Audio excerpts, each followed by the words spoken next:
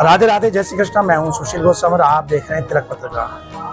प्रयागराज की पावन धरा पर यहाँ करोड़ों की संख्या में सनातनी श्रद्धालु इस महाकुंभ का पर्व लेने के लिए आए, तो वहीं लाखों की संख्या में बड़े ही दुर्लभ दिव्य संत महात्मा, मंडलेश्वर, सन्यासी, नागा, किन्नर आदि सबके दर्शन कर उनके दर्शन का लाभ ले रहे हैं, आशीर्वाद ले रहे हैं। लेकिन इस कुंभ को लेकर लोगों के मन में तमाम तरह के सवाल हैं, तमाम तरह की जिज्ञासा हैं, तमाम तरह की शंका हैं। आइए उन सब के समाधान के लिए आज तिलक पत्रिका की खास वार्ता में मेरे साथ हैं श्री पंच निर्मोही अनी अखाड़ा के महामंडलेश्वर पूजनीय विजय दास भैया जी बाबा। आप हरियाणा के बल्लभगढ़ में आपका विशाल आश्रम है और कुंभ में 19 सेक्टर में यहाँ आपने आनंद धाम नाम का एक अपना खालसा लगाया है। यहाँ सुबह से शाम तक, रात्रि पर्यंत तक धार्मिक अनुष्ठान होते हैं। आने वाले साधु, वैष्णव, भक्तजनों की सेवा, भंडारे चल रहे हैं। अनेक प्रकार के क्रियाकलाप यहाँ इस कुंभ के दौरान हो रहे हैं। तो आइए महाराज जी से वार्ता करते हैं, चर्चा करते हैं इस कुंभ के ऊपर। महाराज जी बहुत बहुत स्वागत है तिलक पत्रिका में आपका। राधे राधे। महाराज जी सबसे पहले तो हम जानना चाहेंगे कि ये कुंभ जो इसका जो प्रारंभ है वो 13 जनवरी से हुआ है और 26 फरवरी तक चलेगा। तो आप यहाँ कब आपने अखाड़ा लगाया, कब से आपकी सेवाओं का जो क्रम है वो शुरू हुआ है? कुंभ तो वैसे 26 फरवरी तक चलेगा, लेकिन इसमें थोड़ा सा मतभेद होता है। जो हमारा खालसा है वो 13 दिसंबर से ही स्टार्ट हो चुका था, एक माह पूर्व। तो हम जो भी जीव सेवा हमसे हुई है वो हमने प्रारंभ कर दी थी, क्योंकि उस समय भोजन की व्यवस्थाओं को लेकर बहुत सारी अव्यवस्थाएं थीं। ये जो क्षेत्र है वो जितना गंगा यमुना का क्षेत्र है उसके मध्य में कुंभ की भूमि है। तो यहाँ पर जितने भी टेंट लगाने वाले व्यक्ति थे, सेवा करने वाले थे या शौचालय इत्यादि की व्यवस्थाएं करने वाले थे, तो उनके लिए हमने एक माह पूर्व से ही भोजन की व्यवस्थाएं प्रारंभ कर दी। वैसे वैष्णवों का जो कुंभ का समय है वो बसंत पंचमी 3 फरवरी का जो स्नान है तब तक है, लेकिन कल्पवास करने वालों का वो 12 फरवरी तक है, माघ पूर्णिमा। माघ पूर्णिमा के बाद में कुछ सन्यासी नागा रह जाते हैं जो शिवरात्रि का स्नान पहले यहाँ करेंगे और उसके बाद फिर काशी विश्वनाथ के दर्शन करके पलायन। शैव पंथ के हैं जो शैव। लेकिन वैष्णवों का तो 3 तारीख का स्नान होगा और कल्पवास करने वाले वैष्णवों का 12 तारीख का स्नान। उसके पश्चात में कुंभ को विश्राम दे दिया जाता है, क्योंकि ये हमारी तिथियां पहले से सुनिश्चित होती हैं और सुनिश्चित तिथियों में ही सारे कार्य होते हैं। हाँ ठीक है, महाकुंभ है तो योगी जी ने व्यवस्थाएं दी हैं और ऐसा है कि भाई शिवरात्रि का स्नान करेंगे, बिल्कुल वो उनके एक अपने भाव हैं। लेकिन वैष्णवों का वास्तव में 12 फरवरी का समय जो रहता है वो सुनिश्चित रहता है। महाराज जी, तो आपने कुंभ के स्वरूप के बारे में बताया कि कैसे कैसे और वैरागियों का, नागाओं का, सन्यासियों का होगा। अब हम चर्चा करेंगे कुंभ को लेकर के। कुंभ को लेकर तरह तरह की जिज्ञासाएं और भ्रांतियां श्रद्धालुओं के मन में है, क्योंकि कुछ लोगों का मानना है कि 12 वर्ष बाद कुंभ आता है, 3-3 वर्ष बाद, जैसे 4 स्थान है, नासिक है, उज्जैन, हरिद्वार, प्रयागराज होता है। तो यहीं पर एक चर्चा है कि 144 वर्ष बाद ये कुंभ आया है। कुछ लोग कह रहे हैं कि 6 माह बाद, 6 साल बाद अर्ध कुंभ आता है, उसके बाद फिर ये कुंभ आया। तो इसके बारे में स्पष्ट करें, क्या महिमाएं और इस बार क्या विशेष है इस कुंभ में? हमारे सभी सनातनियों की कुछ कमियां हैं, जिसके कारणवश वो अपनी संतान को, अपने पारिवारिक जनों को बता नहीं पा रहे हैं, क्योंकि आज पाश्चात्य संस्कृति की तरफ लोग ज़्यादा अग्रसर हैं। बहुत सही। लेकिन ये जो पूर्ण कुंभ हो रहा है, महाकुंभ हो रहा है, और वो महाकुंभ को जब विदेशों में देखा जा रहा है तो वो भी अचंभित है कि लगभग कहा जा रहा है 45 करोड़ आदमी एक साथ डुबकी लगा रहे हैं। क्या व्यवस्थाएं हैं, कैसी व्यवस्थाएं हैं? अरे भैया, ये महाकुंभ है और महाकुंभ में जब कभी भी कुंभ लगता है, पूर्ण कुंभ लगे, तो उस समय भी क्या होता है कि देवताओं की 6 महीने पहले सभा बैठती है। तो राजा इंद्र सभी कुबेर भंडारी को, यहाँ तक कि मां अन्नपूर्णा को, सभी से जैसे यहाँ पर हमारे मुख्यमंत्री जी नित्य प्रति आकर अवलोकन कर रहे हैं कि क्या व्यवस्थाएं हैं, क्या व्यवस्था नहीं है, ऐसे ही हमारे शास्त्र बताते हैं कि 6 महीने पूर्व ही कुंभ की तैयारियां प्रारंभ कर दी जाती हैं।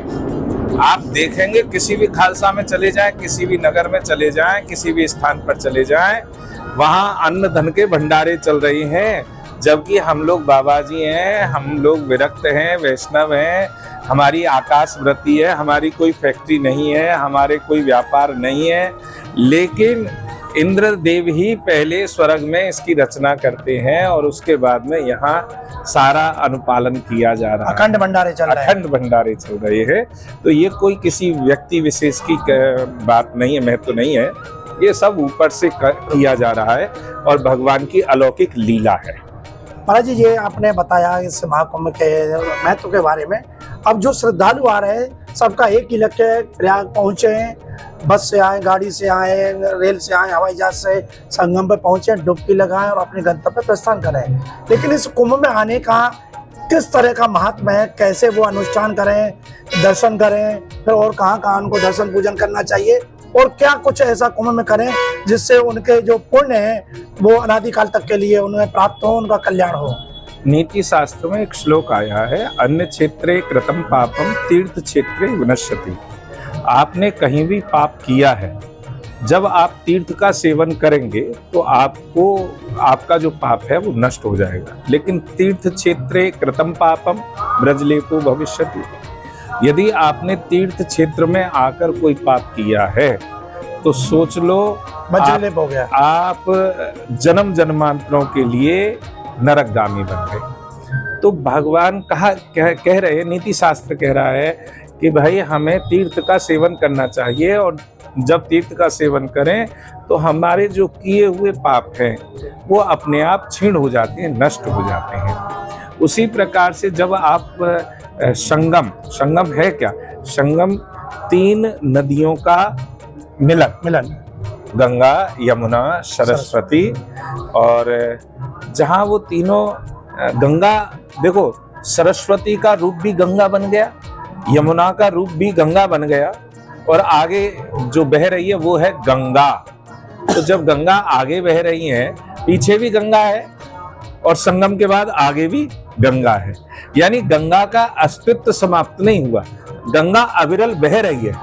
और जब गंगा अविरल बह रही है तो उसी प्रकार से वो जो अविरल वर्षा है, उनका जो बहना है, वही व्यक्ति को सिखाता है कि हमें निरंतर अपने सनातन धर्म के प्रति चलते रहना चाहिए, हमें एक पल के लिए नहीं रुकना है। जैसे माँ गंगा की अविरल धारा बह रही है, ऐसे ही हमें अपने सनातन धर्म की धारा को बहाते रहना है।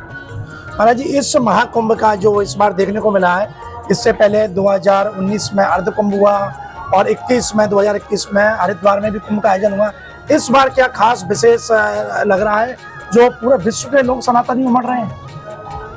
जैसा राजा होता है वैसी प्रजा होती है। जब राजा के मन में उत्साह है, हमारे माननीय मोदी जी के मन में, जो हमारे देश के प्रधानमंत्री जी हैं, और इस राज्य के जो मुख्यमंत्री हैं माननीय योगी जी, उन दोनों के अंदर एक उत्साह है, और जो उत्साह है वो धरातल पे दिखाई देगा। जैसा व्यक्ति होगा उसका व्यक्तित्व, जैसे कोई बुरा व्यक्ति होता है तो हम उसकी चर्चाएं करते हैं और उसकी सोच में भी वही गंदगी रहेगी, लेकिन जिसका चरित्र ही निर्मल है, स्वच्छ है, सुंदर है, और जो केवल सनातन धर्म के लिए जीता है, और जिसकी सोच ही इतनी सुंदर है, तो जैसी भावना जाकी रही भावना जैसी, प्रभु मूरत देखी तुम तैसी। तो इसीलिए जब हमारे राजा की सोच अच्छी है तो प्रजा में वो सुख, वो लाभ क्यों ना हो, उल्लास क्यों ना हो, और एक भाव क्यों ना हो। महाराज जी, एक नई बात आपने बताई है जो सुन के मैं खुद हतप्रभ हूँ कि कुंभ की जो सरकार की ओर से हुआ, अन्य हमने अखाड़ों में जाके पूछी, सबने बताया कि 13 जनवरी से कुंभ प्रारंभ हुआ पौष पूर्णिमा से, और 26 फरवरी महाशिवरात्रि तक चलेगा। लेकिन आपने एक विशेष बात बताई कि 1 माह पूर्व 13 दिसंबर से ही कुंभ में आपने अपना खालसा लगा लिया। लेकिन यहाँ उस वक्त ना तो साधु संत थे, ना श्रद्धालु थे, आपने ऐसे जो यहाँ सेवक हैं, जो इस कुंभ को सजाने संवारने का एक कार्य कर रहे हैं, आपने उनकी सेवा की है और ये एक नया आयाम स्थापित किया है। और बहुत सुंदर आपने शब्द कहा कि प्राणी मात्र की सेवा, जीव मात्र की सेवा करने से पुण्य मिलता है। तो ऐसा पूरा अब तक के जो समय का एक ऐसा कोई आपका एक अनुभव जो आप जो 13 दिसंबर से बहुत समय से हैं, जो आपके हृदय को छू गया हो और आखिर तक अंत तक वो आपको स्मरण में बना रहेगा, वो कोई एक ऐसा एक अनुभव बताएं जो लोगों के भी उसका एक प्रेरणा मिले। हम प्रसाद रोजाना पवाते हैं जब से कार्य हो रहा है। वैसे आश्रमों पर हमारे ठाकुर जी के 7 आश्रम हैं, 7 स्थान हैं, सब स्थानों पर जीव सेवा चलती है। लेकिन एक दिन हम रसोई पूर्ण करके और सभी जने आराम के लिए, विश्राम के लिए चले गए। तो एक व्यक्ति आया और उसने, यहाँ कोई दरवाजे तो विशेष है नहीं, टीन के और प्लाई के कमरे हैं और उसी में सब काम हो रहा है। तो उसने हमारी प्लाई के दरवाजे को खटखटाया। जब तो प्लाई भी नहीं थी, मैं झोपड़ी के अंदर था। तो झोपड़ी को जब खटखटाया तो उन्होंने खटखटाने पर हमने पूछा कि हाँ बोलिए क्या बात है। तो उन्होंने कहा आपके यहाँ भोजन की व्यवस्था है और मैं ड्यूटी से अभी आया हूँ, मेरे बच्चे भूखे। तो हमने देखा कि वहाँ दाल और चावल एक बाल्टी के करीब थे। हमने कहा दाल चावल ले जाओ, तो मेरे बच्चे का पेट नहीं भरेगा चावलों से। तो हमने कहा भोजन की व्यवस्था की जाए। हाँ, तो हमने अपने सेवकों से कहा भाई ये इस समय नारायण भगवान ही आए हैं, आप ऐसा करो तुरंत की तुरंत इनके लिए पराठे बनाए जाए।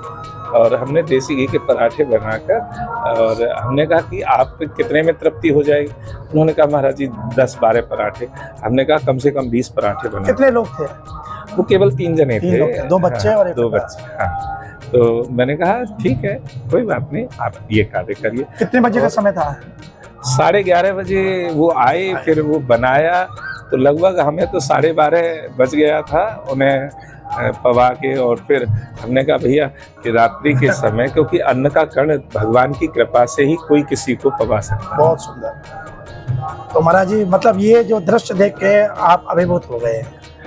ये जो दृश्य है, मेरा जो अनुभव है, मुझे लगता है कि मैं शायद इसे ना भूलूं। क्योंकि उस दिन मुझे बड़ी संतुष्टि मिली, मैं तृप्त हुआ। मुझे ये नहीं लगा कि वो तृप्त हुए उस भोजन को पाकर, मुझे लगा कि मैं तृप्त हुआ हूँ, आज मेरी सेवा सफल हुई है। तो देखा हमारे साथ रहे विजय दास भैया जी महाराज, और आप निर्मोही अनी अखाड़े के एक महामंडलेश्वर हैं, और पूरे वार्तालाप में आपने महाराज जी की मृदुल वाणी से सुना, और निश्चित ही तुलसीदास जी की वो चौपाई संत हृदय नवनीत समाना सार्थक होती दिख रही है कि रात के 11:30 बजे, और उस वक्त 13 दिसंबर को जब यहाँ कुछ नहीं था, केवल तैयारियां चल रही थी, धूल उड़ रही थी, उस वक्त महाराज जी ने अपना खालसा लगाया। तो उस समय उनके मन में सोच रही होगी कि यहाँ हजारों लोग ऐसे जो मजदूर हैं और जो कर्मचारी हैं वो तैयारी में जुट रहे हैं, आखिर उनके भोजन प्रसाद की व्यवस्था कहाँ से होगी।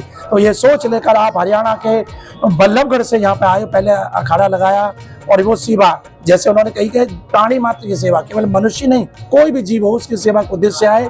और जो महाराज जी ने अपना एक अनुभव जो बताया है, उसका जो सार उन्होंने बताया कि वो रात में आए और एक अभ्यागत, जिसको कहते हैं अतिथि देश की यानी कोई तिथि नहीं है, उसको सनातन धर्म में स्वयं नारायण भगवान ही माना जाता है। उस भाव से महाराज जी ने रात्रि में, मध्य रात्रि में उनके लिए चूल्हा जलवाकर और उनको भोजन कराया और उनको प्रसाद पवाया और शुद्ध देसी घी के पराठे। और फिर महाराज जी ने जो एक शब्द कहा है वो हृदय को छू गया कि उससे उनकी तृप्ति हुई नहीं, ये तो भोजन है, लेकिन उनकी सेवा करने से मुझे तृप्ति हुई, संतुष्टि हुई, और शायद इस वाक्य को जीवन भर नहीं भूल पाए। वाकई में एक ऐसा महाराज जी ने एक दृष्टांत सुनाया, अपना एक अनुभव सुनाया कि हम खुद इससे वाह विवल हो गए। और ये आज ये जो वार्ता, ये निश्चित इस प्रयागराज की धरती कुंभ से एक संदेश देती है कि हम सनातनी हैं, और हम ये संकल्प लेकर जाएं इस प्रयागराज की दिव्य धारा से कि हम कैसी भी स्थिति में हो, अपनी सामर्थ्य के अनुसार हम सेवा का संकल्प लें, प्राणी मात्र की सेवा का संकल्प लें। और दूसरी बात जो महाराज जी ने सबसे पहले कही कि यह तीर्थ है, आप अगर कहीं कोई अपराध करेंगे तो तीर्थ में आने के बाद उस अपराध से आपकी मुक्ति मिल जाएगी, लेकिन तीर्थ में भूलवश भी कोई अपराध हो गया तो वो वज्रलेप हो जाएगा, उससे मुक्ति नहीं मिलेगी। तो यहाँ आने से पहले 100 बार सोचे, ऐसा कोई भी कर्म आपसे ना हो जाने अनजाने में, क्योंकि यहाँ बहुत भीड़ है। आप जल्दबाजी करें, स्नान में धक्का मुक्की करें, मंदिर में दर्शनों में धक्का मुक्की करें, ऐसा करोगे तो किसी को कष्ट होगा, अपराध होगा। इससे आप बचे। तिलक पत्रिका के माध्यम से हम यही कहेंगे, आप आए, आपकी संगम नगरी की तीर्थ यात्रा सफल हो, आप सेवा करें, संतों के दर्शन करें, सत्संग करें और अक्षय पुण्य प्राप्त करें, जिससे आपका, आपके परिजनों का, आपके पूर्वजों का कल्याण हो। तिलक पत्रिका के लिए अपने साथी कैमरा पर्सन रिंकू वर्मा के साथ प्रयागराज से मैं सुशील गोस्वामी।